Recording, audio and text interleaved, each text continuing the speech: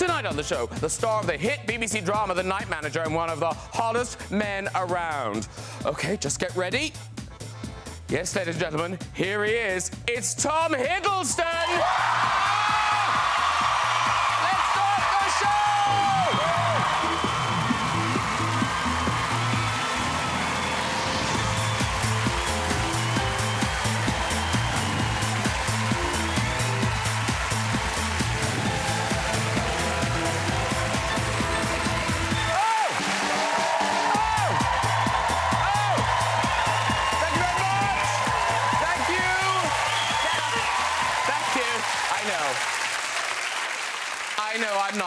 I'm not Tom. Hello and welcome. We've got a great show tonight. I tell you, I couldn't be more excited than if I was a Leicester City supporter. Yes, even I know about this. Even I.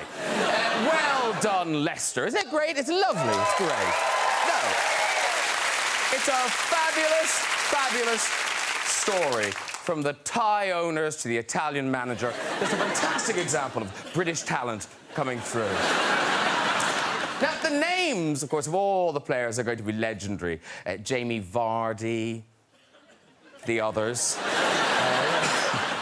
Hey, and on the subject of unfancied outsiders winning big, it looks like Donald Trump will be running for American president. I know, it's going to happen, yeah. I know. Of course, in this country, a Trump is an unpleasant smell that comes from an anus. Same way as it is in America. Hey, let's get some guests on! Chvrches. But first, this woman is a star of Live at the Apollo, QI, Mock the Week, and W1A. She's one of the UK's brightest comedians, now turned author. Please welcome for the first time, it's Sara Pascoe. Hey! Woo. Hello, Sara Pascoe. Hi, darling. Kissing. Sophie's kissing. Get in, sit down, sit down. From action in Con Air, drama in Dangerous Liaisons, and the surreal in Being John Malkovich, this man is one of the world's most versatile actors of stage and screen. Please welcome John Malkovich, everybody! Woo. Hello, sir. Lovely to see you. Have a seat there. Pulp Fiction, Star Wars, and the Avengers. This man has been in over 150 films and has taken an incredible $4 billion at the box office. Please welcome the King of Cool, Samuel L. Jackson! Yay!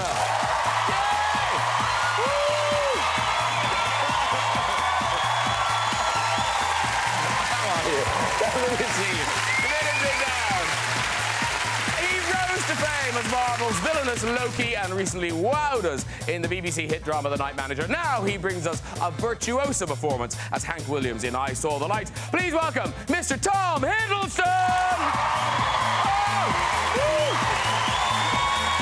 Hello, lovely to see you. Sit down, sit down, sit down, sit down, sit down.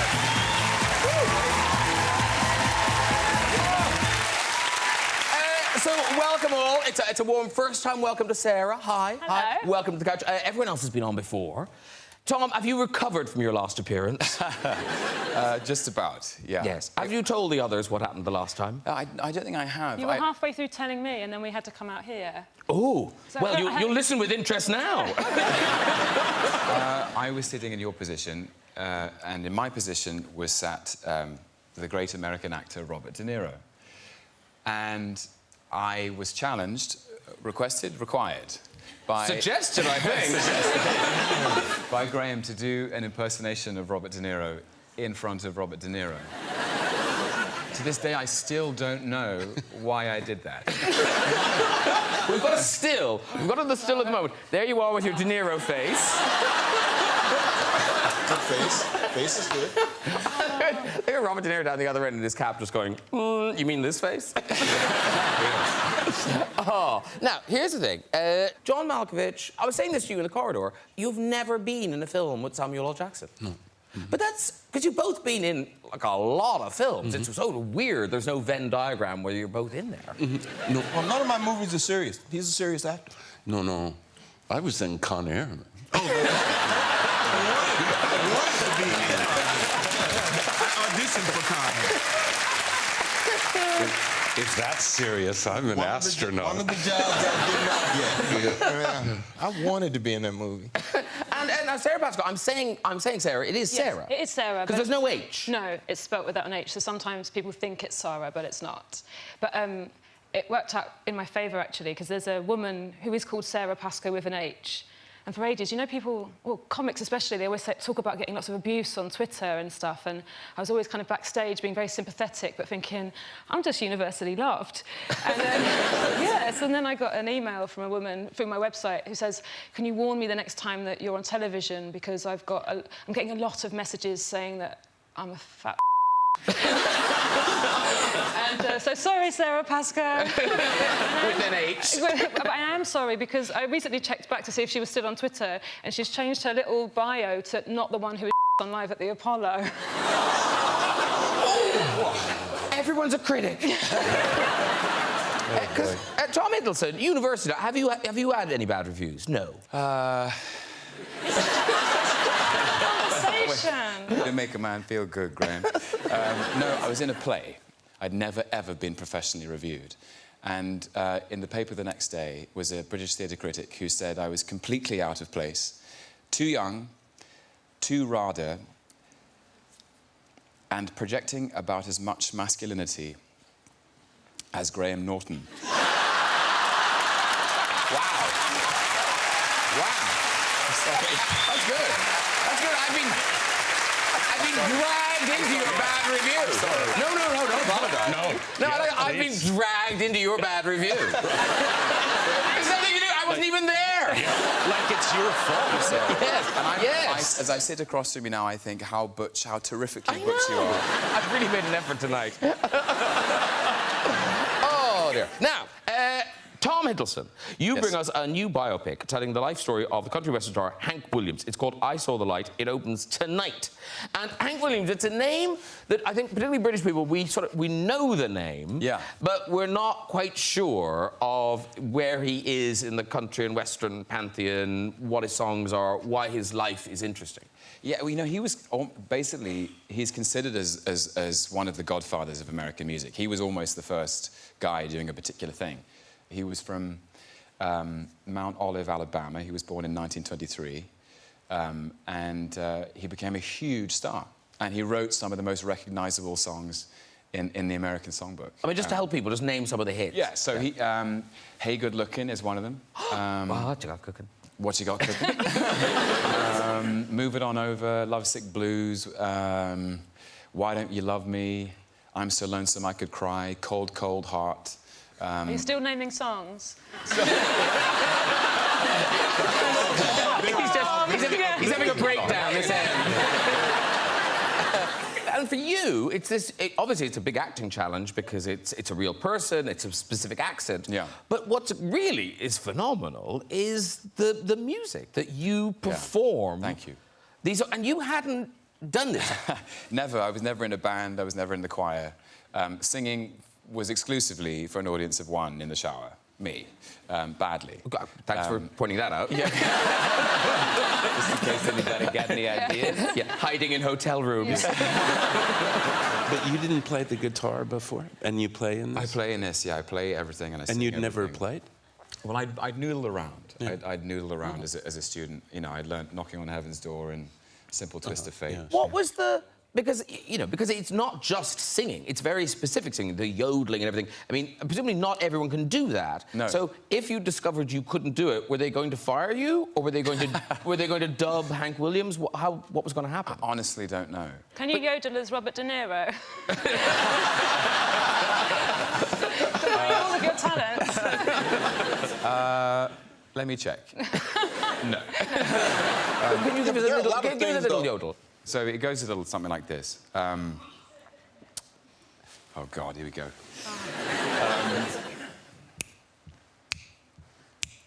She's a low-home, go-home, and I am a low-home, some blue. Lovely. Samuel L. Jackson, takes aren't a thing you're not keen on. I'm here to bear witness to the fact that Sam likes to move fast. Yeah. Very true. I don't vary that much. I'm not that actor. I do the same thing all the time. But sometimes, and I can speak from experience, like Sam is so charismatic, and he has been for as many years as you've been making movies. And sometimes, but sometimes you're in a scene with Sam and you just kind of go out of the scene and you're just watching Sam being Sam. And it's really powerful and you go, hang on a second, what's my line? I've only had that, well, I was doing a movie with Dustin Hoffman, and in the middle of the shot, Dustin just stops and goes, wait, cut. Sam, I saw you. I said, you saw me what? I said, I saw you say to yourself, oh my God, that's Dustin Hoffman.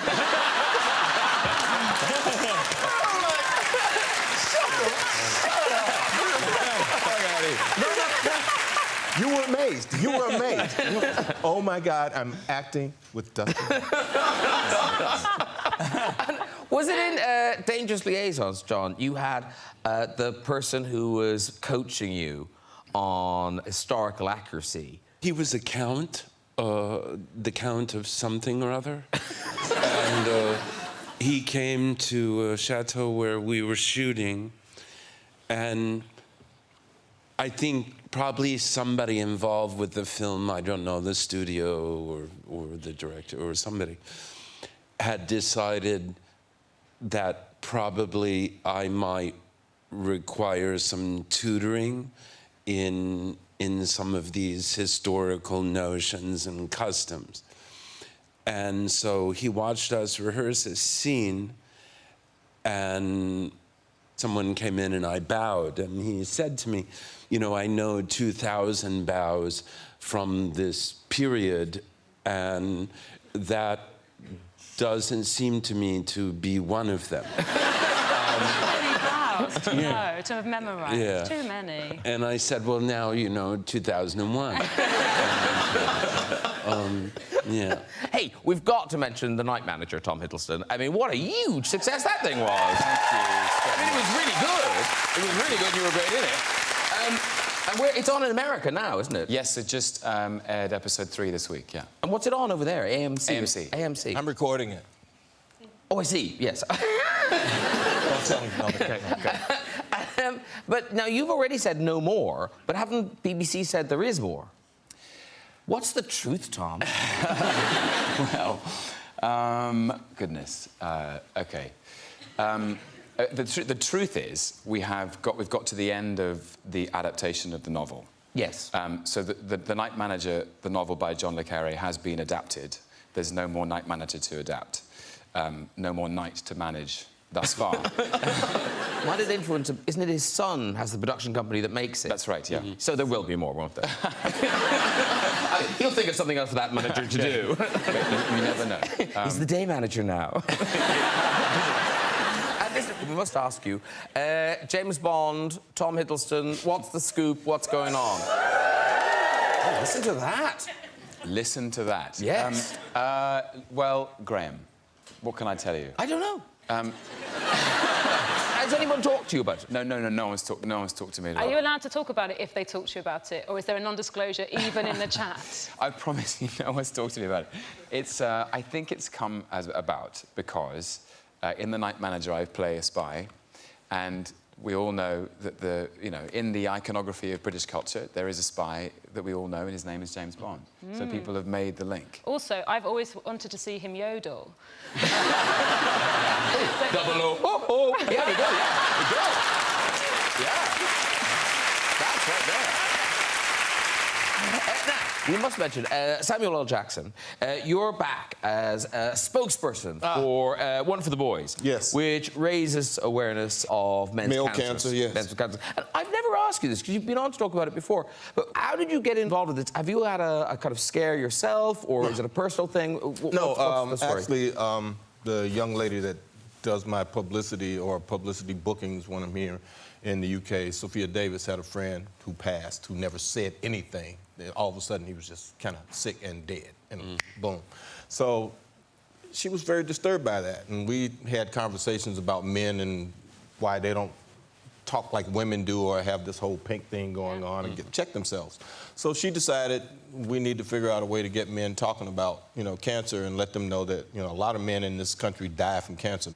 That's what it's about, trying to get men to understand that they get the same kinds of cancers women do. Men get breast cancer, men get skin cancer, we have testicular cancer, they have uterine cancer, but all this stuff is, body's a body.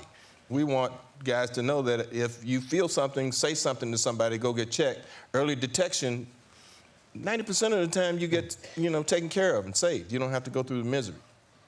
Years before, we've always done things that are kind of lighthearted, and we have like a golf tournament, we have the fashion ball every year that's connected to Men's Fashion Week. And this year, for a change, we have another film. We make a film every year about men's cancer, and they're usually kind of lighthearted and fun, and we make people kind of laugh in the seriousness of the moment. But this year, we decided to do something that was a little more heavy. Why do you think it is that men don't talk about their health as much then? Because we're always taught, to be tough, and, yeah. it's a sign of weakness. Yeah. We just don't do it. Yeah. As actors, we go to the doctor more than everybody, because every time you do a movie or something, You have to. everybody wants you to get a physical. Yeah. Yeah. I don't care. I out every year about how many times do I have to do this? Don't they have a database? But every insurance company wants their own physical, so we get checked a lot. Yeah. Now, because Sara Pascoe, talking of charity, Sara Pascoe, you have had a charity idea. Yes. It's not in the same vein, but I still think very good. Well, kind of. It's going to seem very flippant after what we've just been talking about, in my defence before I start. But I am very worried about myself when I get older. I have quite a hairy face. I've got polycystic ovaries.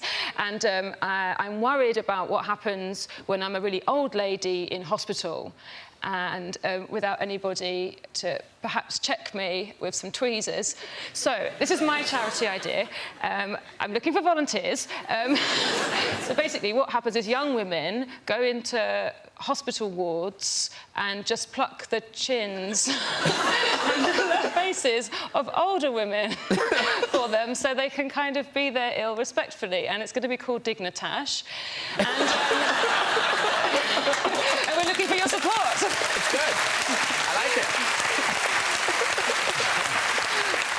Now, I don't want to be indelicate, but Samuel, apparently you have recently lost your title as the highest-grossing actor of all time. Yeah.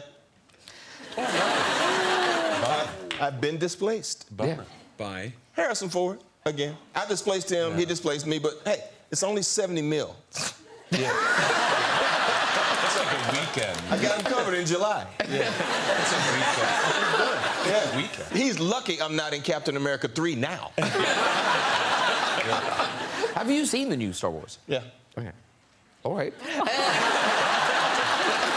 Moving on. It would have been better with you in it. Yeah, that's really, yeah. That's the bottom line. Or more popular, anyway. It couldn't be more popular. Yes, it could. I haven't seen it, and I would have watched it if you were in Oh, it. see? Right there, yeah. But you do watch all your films, is this right? Yes, I do. Like more Religiously. than one? I do. I watch them at home. I go to the theater. I know when I have a movie that's opening, I know it's going to make at least $1,000 that weekend because I buy $1,000 worth of tickets. And I give them to the church or I give them to somebody and their kids go. But I go in the movie after the movie's been open for a moment, to see what normal people are saying or doing while they're watching the film, to see how they react to it. When you go to a premiere, everybody's there to kiss you. Come on. Yeah. They're gonna love the movie. Oh my God, you are amazing. And you go with some regular people and they go out of the movie. This movie sucked. Yeah, but that Sam Jackson was he's always so yeah, I go, I like it. And if I'm sitting at home, yeah. And if I'm channel surfing, there's nothing else on, I go into the search engine and go Samuel L. Jackson. Boom. I watch it. But John, aren't you the opposite, John? You don't go to see anything. Do you avoid everything? Have you seen Con Air? No. Okay. To give people an idea of how much John doesn't like to see his own films, you've just done a new film, and it's called 100 Years, and it comes out, put it in your diaries, on the 18th of November, 2115.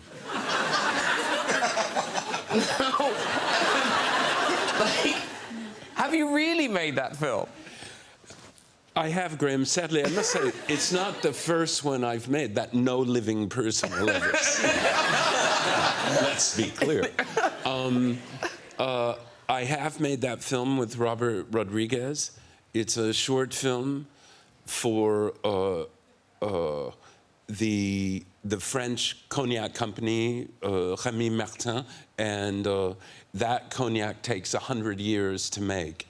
And so they came to me with this idea to do a film that wouldn't be seen for 100 years. And it's actually done, it's completed, it's sitting in a vault in Cognac.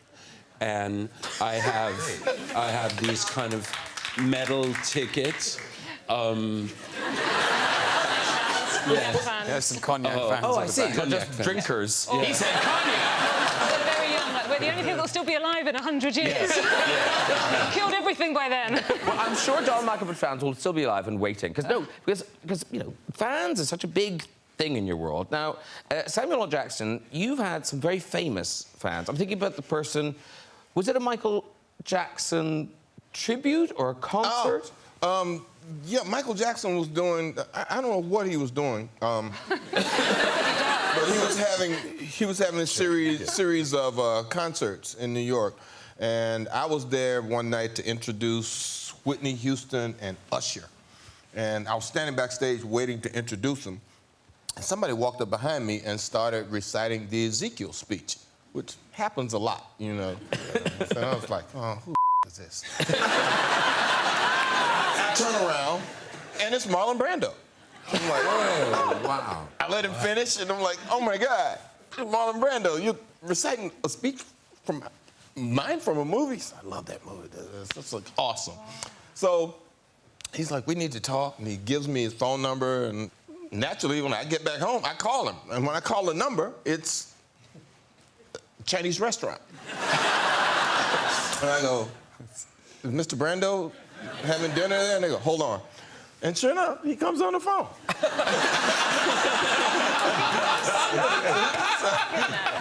And, you know, every time I call that number, it was either a Chinese restaurant or a Chinese laundry. But whoever answered the phone, that's how they answered the phone for him. And you had to ask for him specifically to get him.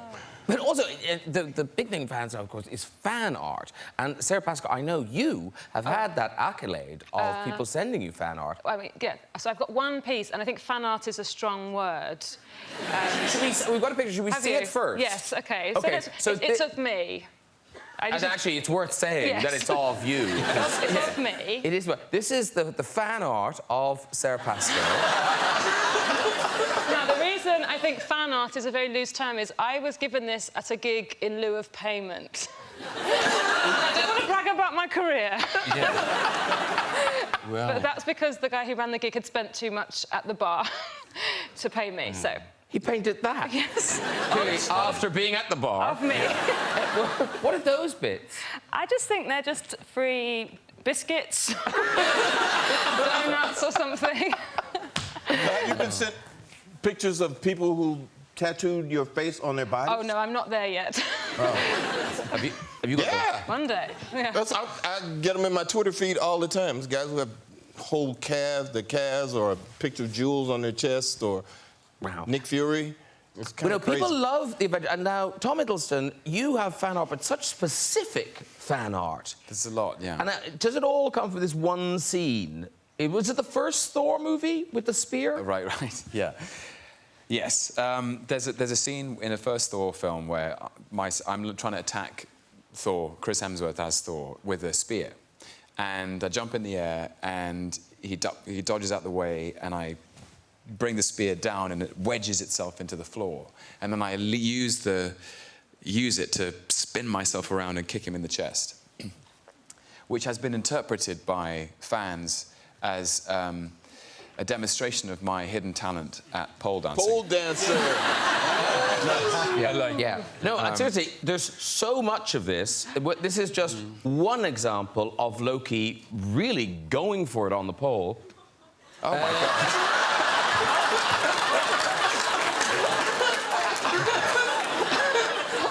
Is that Japanese by And that's chance? what you wear in the movie. That look Have you not seen it? Yeah, that's No. Loki's outfit. Yeah. Yeah. My God, I've not Amazing. seen that one. Oh, really?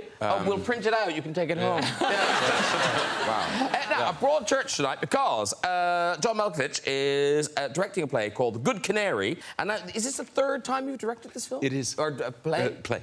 Play. I'm all over it. Play. Play. Yeah. Play. Play. But this is the first time in English.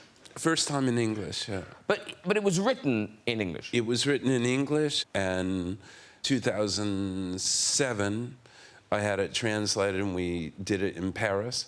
And then 2009, had it translated into Spanish in that case, and did it in Mexico City. And then it toured around in Mexico, it toured around in France also.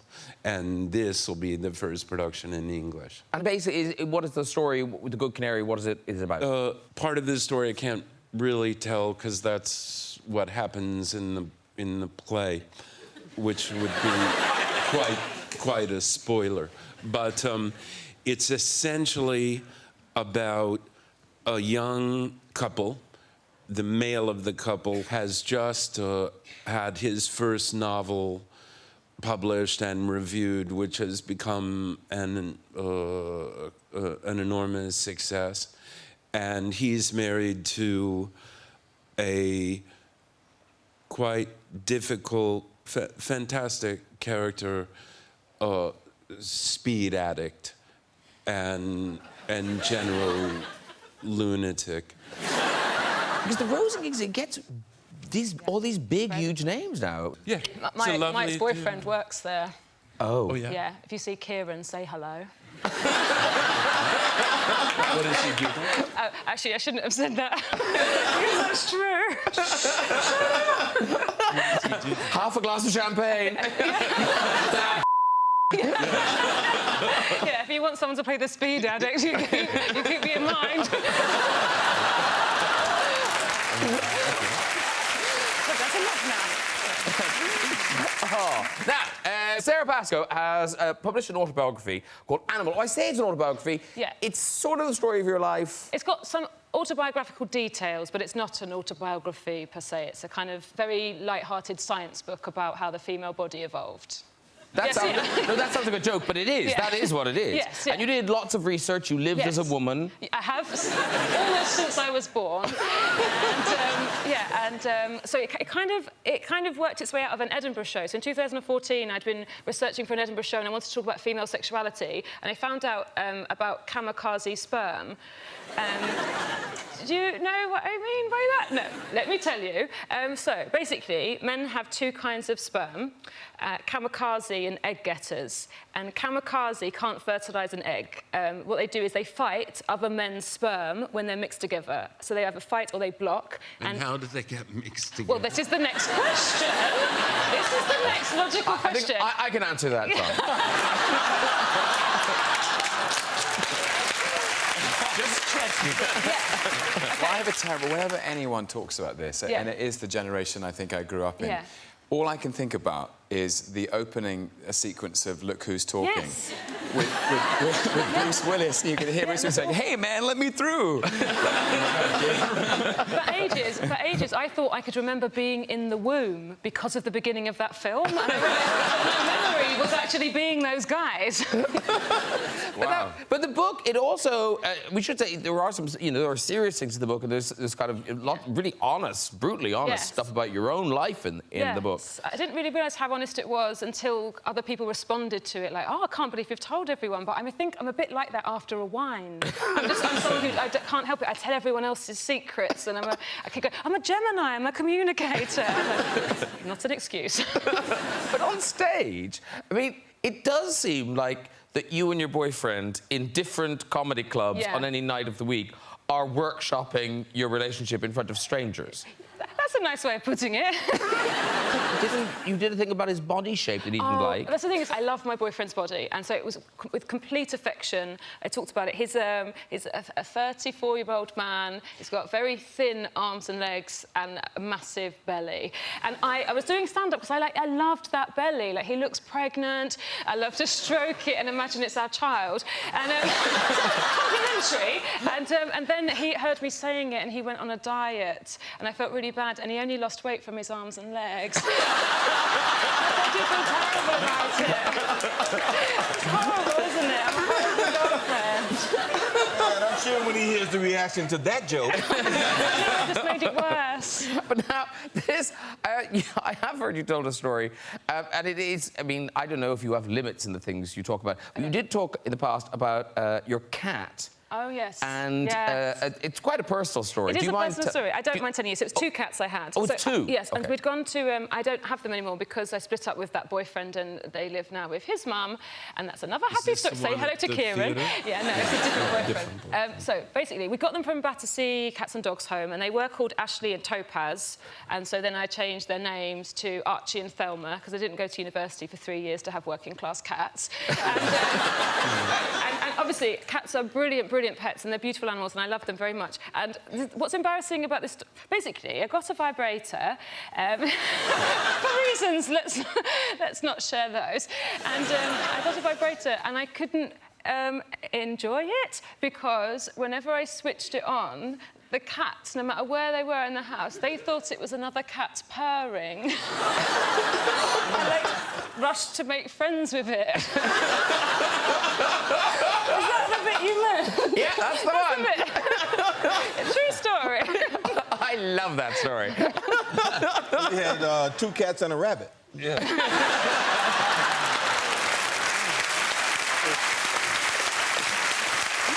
It's time for music. This band, they have had an incredible 5 years, from their critically acclaimed first album to selling out venues worldwide. Here performing their single, Leave a Trace, please welcome Chvrches! Chvrches, everybody! Come and join me, do! Come on, there you go. Good Chvrches. Good Chvrches. Good Chvrches. Hello. Hi, lovely to see you. You go in there and sit down. Hello, sir. Lovely to see you. Hi, really nice to see you. Go sit. Sit. Just wave at them. Wave at them. Wave at them. Wave at them. Wave at them. Wave at them. Yes. All right. Now, so it's Lauren, Ian, and Martin. And so 5 years you've been together. Pretty much, yeah. Nearly 5, yeah. And what gives? Because, Lauren, you don't live on the same continent as those boys now, do you? No, I was like, there's not enough space. And I was thinking, like, how smelly were they on that tour bus? It was just like moving continents. Yeah, there's just so much fart. To move to an entirely different continent to get away from all the tour farts. But no, I guess we spend a lot of our time in America anyway, so I thought I'd try it while they're stupid enough to give me a visa. Thanks for coming. Chvrches, thank you very much. OK, let's see who we've got in the big red chair. Who's up first? Graham, can I do that? I've always... You can do it, but be gentle. OK. Be gentle, I've always Tom. wanted to do All right. this. So, who's up first? Hi, I'm Mon. And where are you from? I'm from West London. West London. What do you do, Mom? I'm a HR consultant. Ooh, for a really big company. Yeah, you could say that. OK, I will. It's too big for Mom. OK, Mom, off you go with the story.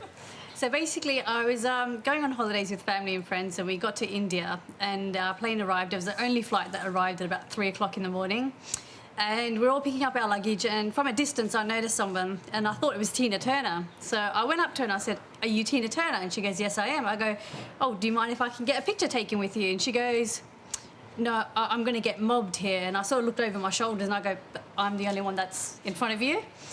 So I walked away thinking, OK, fine, fair enough. And then the next bit, we got to the immigration bit. She was in front of me with all of her crew, and the guy that was asking her all immigration questions had really broken English. And he started talking a little bit in Indian or Punjabi, and she turned to me, she goes, "Oh, can you help me?" And I go, "Oh, no, sorry, I'm going to get mobbed here."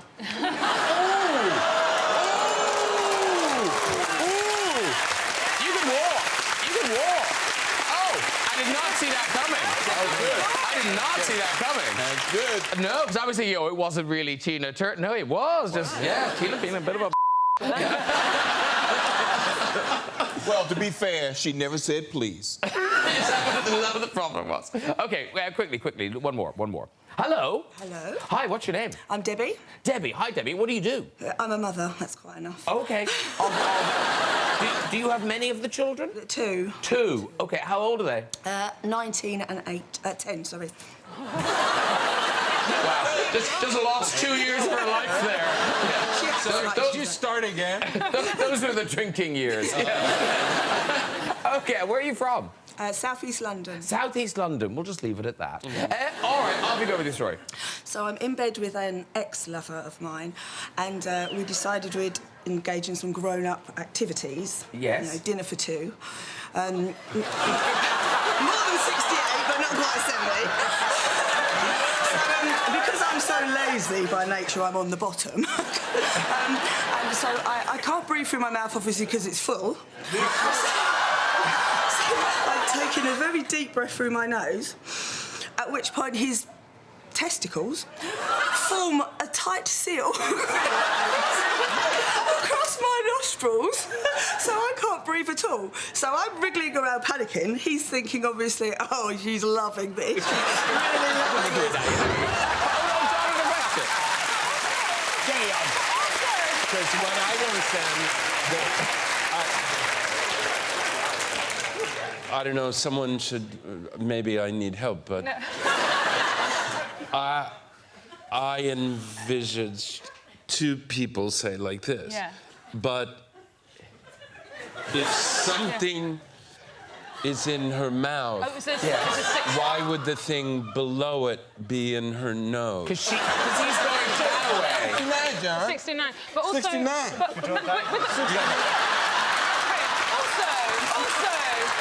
Can I just say, we're leaving this conversation here. If you want to know more, go on the red button. This is it. No, we're done. We're done. No, Sarah, we're done. But why would you put Shut up. We're done. Well done, everyone. If you'd like to join us on that show and have a go on the red chair, you can contact us via our website at this address. That's it for tonight. Please say a huge thank you to all my guests. Chvrches! Sara Pascoe!